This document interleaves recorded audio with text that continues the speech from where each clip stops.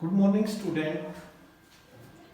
In this video, we are discussing the syllabus of maths of class 10th. The syllabus of class 10th and two types of papers conducted by CBSE. दो तरह के papers CBSE conduct कर रही है. In previous year, CBSE started two paper, one is standard and one is basic. The code of standard is 041 and the code of basic is 241.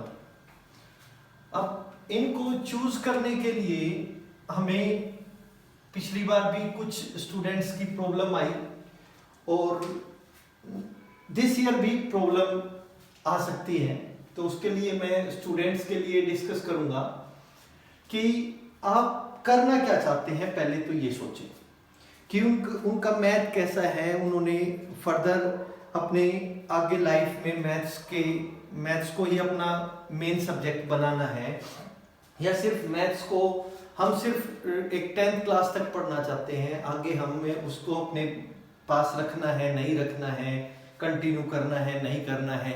तो पहले अपना ये मन बनाएं. जिन बच्चों को मैथ्स आगे नहीं करना है, जो बच्चे कभी इंजीनियरिंग में नहीं जाना चाहते, जो अपने कैरियर में मैथ्स में अपना कैरियर आगे नहीं बढ़ाना चाहते, जो बीएससी नहीं करना चाहते या बीए विद मैथ्स या बीकॉम विद मैथ्स जो नहीं करना चाहते, उन बच्चों को स्टैंडर्ड लेने की जरूरत नहीं है. अगर वो ये चाहते हैं कि मुझे यहाँ तक ही मैथ पढ़ना है, अगर फर्दर उनको मैथ्स की जरूरत है, जैसे बीकॉम वाले बच्चे हैं उनको आगे मैथ्स में करना है, बीकॉम पे मैथ करना है या बीएससी मैथ्स ऑनर्स करना है या फिर इंजीनियरिंग लाइन में जाना है या कैट करना है, सीए करना है, इस तरह की जो आपकी नेट करना है, इस तरह की जो क्वालिफिकेशंस जो एग्जाम क्लियर करने वाले हैं, उनके लिए स्टैंडर्ड बहुत जरूरी है. तो ये टू टाइप्स के हैं. नाम से ही आपको लग रहा है एक स्टैंडर्ड और एक बेसिक, दोनों के कोड डिफरेंट हैं, तो कोड के अकॉर्डिंग ही उनका सिलेबस डिजाइन किया गया है.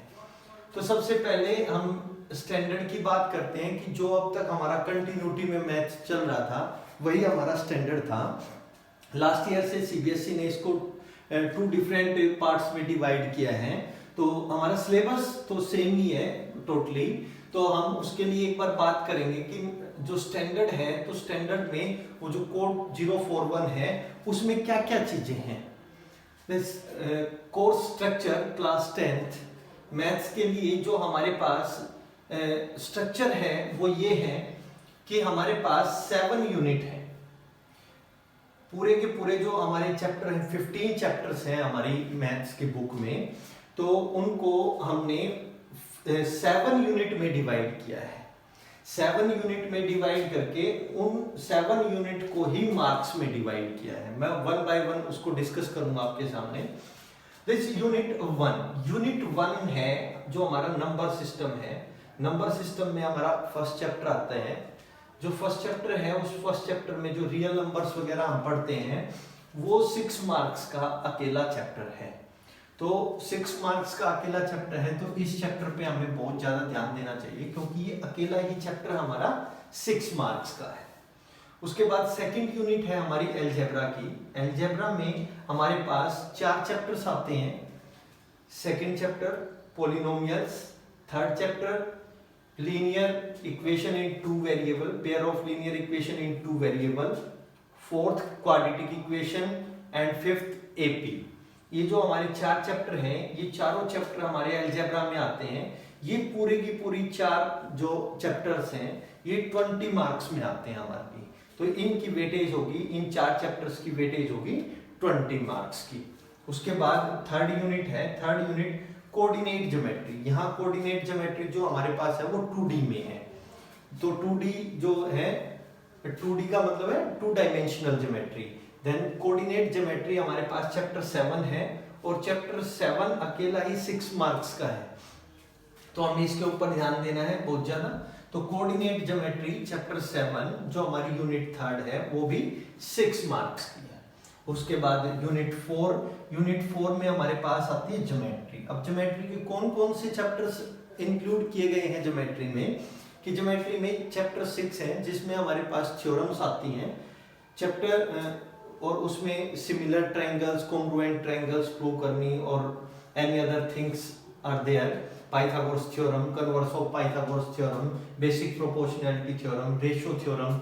एंड चैप्टर 10 में भी हमारे पास जो थ्योरम आती हैं, length of, prove that the length of tangent drawn from an external point to a circle are equal, और एक थ्योरम और आएगी हमारी इसमें। And another chapter is construction.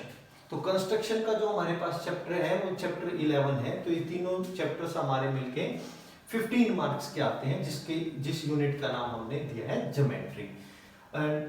Unit fifth में ट्रिग्नोमेट्री आती है। ट्रिग्नोमेट्री में इंट्रोडक्शन ऑफ ट्रिग्नोमेट्री है, और इन trigonometry based question, identity based question है, जो हमारे पास ट्रिग्नोमेट्री के कुछ आइडेंटिटीज हैं उस पे बेस्ड क्वेश्चन है। और हाइट एंड डिस्टेंस चैप्टर है जो हमारा 9th चैप्टर, वो हम इसमें यूज करते हैं। तो 2 चैप्टर से रिलेट करती है ट्रिग्नोमेट्री हमारे क्लास 10th में, तो उसकी वेटेज है हमारे पास 12 मार्क्स की।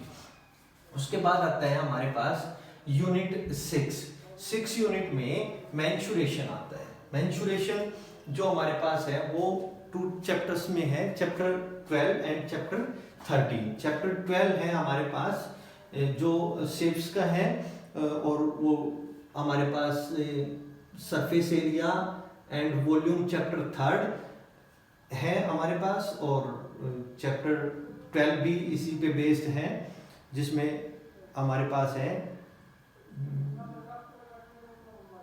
चैप्टर 12 में same related to chapter 13। And chapter 12 के बारे में मैं अभी आपको बताऊं तो चैप्टर 12 में हमारे पास आएंगे chapter 12 name is surface area related to circle. Area related to circle, जिसके अंदर हमारे पास माइनर सेक्टर का एरिया फाइंड आउट करना है, मेजर सेक्टर फाइंड आउट करना है, या फिर किसी फिगर की जो हमारे पास सर्कल से रिलेट करता है, उसके पार्ट से रिलेट करता है, सेमी सर्कल है, क्वाड्रेंट है, ये एरिया हमारा फाइंड आउट करना, this area related to circle, chapter 12। And chapter 13 is surface area and volume. ये चैप्टर्स आपके जो है ये मेंसुरेशन में आते हैं, जो यूनिट है आपकी 6th, और ये 6th यूनिट हमारी 10 मार्क्स में इंक्लूड होती है। तो ये 10 मार्क्स हमारा यहाँ पे होंगे मेंसुरेशन में। उसके बाद हमारे पास आती है 7th यूनिट। तो 7th यूनिट में क्या दिया गया है, 7th यूनिट में हमारे पास 2 चैप्टर्स बचे, जो है स्टैटिस्टिक्स एंड प्रोबेबिलिटी। स्टैटिस्टिक्स और प्रोबेबिलिटी हमारे पास 14 और 15 चैप्टर हैं। स्टैटिस्टिक्स में हमारे पास क्या क्या है, मीन, मीडियन, मोड है और ओजिव है, जिसको जो हमें ग्राफ पे सोल्व करना है। एंड बेसिक प्रोबेबिलिटी है, और ये चैप्टर 14 और 15 है, जो कि मार्क्स 11 के हैं। तो हमारे पास टोटल जो हमारी 7 यूनिट है, इस 7 यूनिट को डिवाइड किया गया है इन मार्क्स में, और ये टोटल वेटेज बनती है इन मार्क्स की हमारे पास 80 मार्क्स की।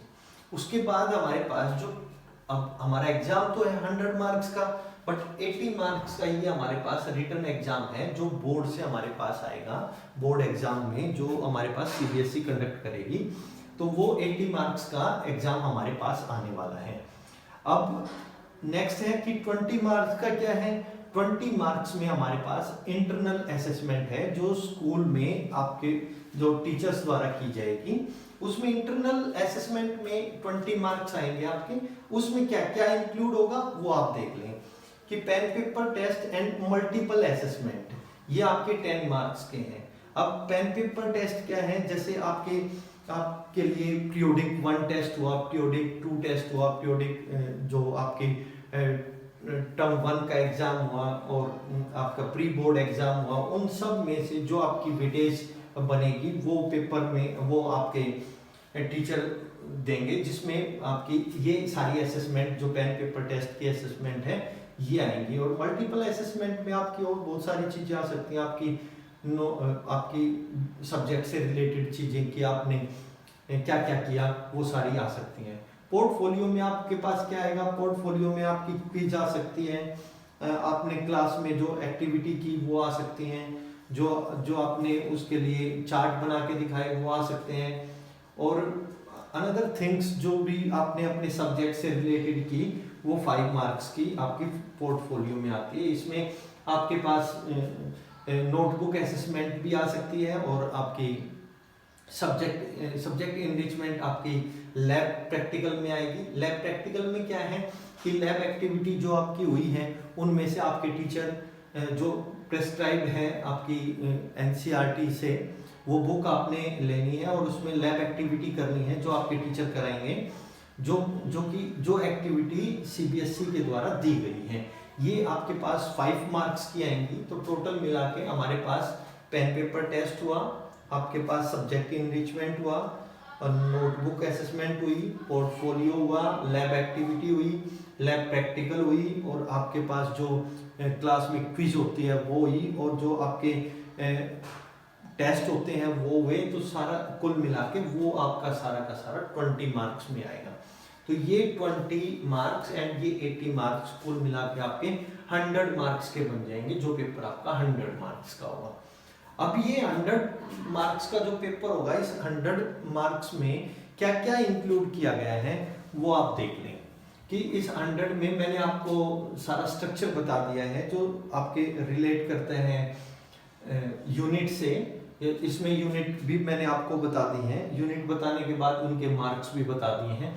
अब जो पेपर हैं उनके कोड भी मैंने बता दिए हैं। अब उनका पेपर डिजाइन कैसे होगा ये मैं आपको बताने जा रहा हूँ।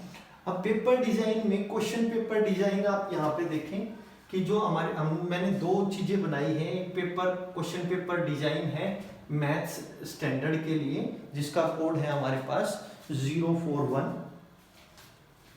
कोड है 041, और एक हमारे पास है बेसिक जिसका कोड है 241, जो कि हमारे पास पिछले साल इंट्रोड्यूस हुआ। This code is 241। अब हमारे पास इसमें क्या क्या आएगा, इस थोड़ा सा डिफरेंस है स्टैंडर्ड में और बेसिक में कि हमारे पास चैप्टर्स सारे यही हैं। वेटेज में थोड़ा सा इधर उधर हो सकता है, वो भी अकॉर्डिंग टू दिस कि जो उसमें पेपर सेटर ने जिस तरह से पेपर बनाया तो उसने इस तरह की टाइपोलॉजी के क्वेश्चंस डालने हैं। तो मैं उसको थोड़ा सा आपको बताना चाहूँगा कि किस टाइप से डिस्कस करेंगे हम इसमें। तो सबसे पहले है हमारे पास फर्स्ट टाइप की टाइपोलॉजी जिसमें रिमेम्बरिंग और अंडरस्टैंडिंग के क्वेश्चंस आएंगे। रिमेम्बरिंग में क्या क्या आता है, रिमेम्बरिंग में आता है कि आपके जो प्रीवियस जो आपने पढ़ा है उसके और जो उसके लिए रिकॉल किया गया है, आपके पास फैक्ट्स अलग अलग, वो टर्म्स जो आपने पहले पढ़ चुके हो, बेसिक कंसेप्ट और उसके आंसर जो उससे रिलेटेड है रिमेम्बरिंग में। मतलब जो प्रीवियस क्लासेस में आप पढ़ चुके हो उससे रिलेट जो कुछ होता हो, जैसे नंबर सिस्टम पे आपने पढ़ा है, स्क्वायर रूट के बारे में आपने पढ़ा है कि √2 √3 इज एनी रैशनल नंबर, आपने 9th क्लास में उसको स्क्वायर रूट को रिप्रेजेंट करके दिखाया।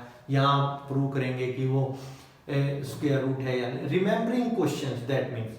एंड अंडरस्टैंडिंग क्वेश्चन, अंडरस्टैंडिंग में फैक्ट्स हैं, आइडियाज हैं, ऑर्गेनाइजिंग है, कंपेयरिंग है, ट्रांसलेटिंग है, इंटरप्रेटिंग है, गिविंग डिस्क्रिप्शंस हैं, एंड इस तरह के जो आइडियाज हैं वो अंडरस्टैंडिंग के अंदर आते हैं। और ये जो आपके पास है ये टोटल इस तरह के पूरी बुक से ये क्वेश्चन आपके 43 मार्क्स के आएंगे, जो कि टोटल पेपर का 54% है। तो रिमेम्बरिंग और अंडरस्टैंडिंग के जो क्वेश्चन हैं जो स्टैंडर्ड में, वो आपके आएंगे 43 मार्क्स के। फिर उसके बाद है second applying that means solve problems to new situations by applying acquired knowledge, fact, technology and rules in a different way। किसी भी रूल को अप्लाई करके उसका बेस्ड जो क्वेश्चन आया है उसको अप्लाई करके और तब उसको सोल्व करना, ये आपका 19 मार्क्स के आएंगे। जैसे आप थ्योरम बेस्ड कोई क्वेश्चन आ गया, उसके ऊपर थ्योरम अप्लाई किया आपने या कोई रिजल्ट अप्लाई किया, इस तरह के जो क्वेश्चंस आते हैं वो अप्लाइंग में आएंगे। 19 मार्क्स का ये जो आपका अप्लाइंग टाइप के क्वेश्चंस आएंगे और जो कि टोटल वेटेज का 24% होगा। And third is analysing, evaluating and creating. Analysis में क्या होगा? एनालिसिस में examine and break information into parts by identifying motives or causes and make interferences and find evidence to support generalizations। मतलब किसी भी चीज को एनालाइज करके आपको उसको सोल्व करना है, उसको पार्ट्स में डिवाइड करना है, उसको उसके बारे में इंफॉर्मेशन निकालनी है, तब आपको उसको क्वेश्चंस को करना है। इवेलुएटिंग, इवेलुएट करना किसी भी कोई इंफॉर्मेशन से अपनी वैलिडिटी आइडिया की और क्वालिटी ऑफ वर्क से based on set of criteria, तो उसके अकॉर्डिंग इवेलुएटिंग क्या आएगी। क्रिएटिंग में, creating means compile information together in different way by combining elements in a new pattern और proposing alternative solutions. Different type के solutions को create करके उसको अपने आप, that means value based question type जो आते हैं वो इस तरह के क्वेश्चंस हमारे इसमें आएंगे, जो कि थोड़ा सा डिफिकल्ट क्वेश्चन होंगे। ये हमारे 18 मार्क्स के क्वेश्चन होंगे और जो टोटल पेपर का 22% होंगे। तो हमारे पास ये पूरा का पूरा जो हमने स्ट्रक्चर बताया है, स्ट्रक्चर के अकॉर्डिंग आपका डिजाइन इस तरह से होगा पेपर, और इसमें आपके पास 18 मार्क्स का पेपर डिजाइन हुआ और वेटेज होगी आपकी पूरी 100% की। इसके बाद मैं बेसिक के लिए बात करूंगा। अब बेसिक के लिए ये सारी टर्म्स को मैं पहले आपको बता चुका हूँ, ये टर्म किस तरह से होंगी। सिर्फ इसी टर्म्स में हमारा थोड़ा सा चेंज किया गया है, क्योंकि ये जो क्वेश्चंस जो होते हैं, जो फॉर्मूला बेस्ड क्वेश्चन होते हैं, जो अंडरस्टैंडिंग के क्वेश्चन होते हैं, जो प्रीवियस क्लास से हम लेके आए हैं, उस टाइप के जो क्वेश्चंस होते हैं वो थोड़ा सा इजी होते हैं। तो बेसिक को थोड़ा सा इजी बनाने के लिए इन टर्म्स को यहाँ पे थोड़ा सा बढ़ाया गया है। That means the remembering and understanding के क्वेश्चंस जो हैं वो आपके 60 मार्क्स के दिए गए हैं, जिसकी वेटेज आपकी 75% की होगी। और अप्लाइंग जो नेक्स्ट जो थोड़ा सा और डिफिकल्ट पार्ट है उस पे आपकी 12 मार्क्स की होगी, और जो नेक्स्ट जो आपके लिए बिल्कुल थोड़ा सा जो मुश्किल टाइप से जो क्वेश्चंस आते हैं वो आपके ओनली 8 मार्क्स के हैं, जो कि टोटल वेटेज का 10% है। तो इसलिए दोनों पेपर को अगर हम कंपेयर करें तो स्टैंडर्ड के मुकाबले थोड़ा सा बेसिक्स जो है वो इजी होता है। लेकिन अगर आपने बेसिक लिया तो आप नेक्स्ट टाइम पे जो अभी सीबीएसई ने नई गाइडलाइंस जारी की हैं उसमें आपको एक अप्लाइड मैथमेटिक्स का दिया गया है।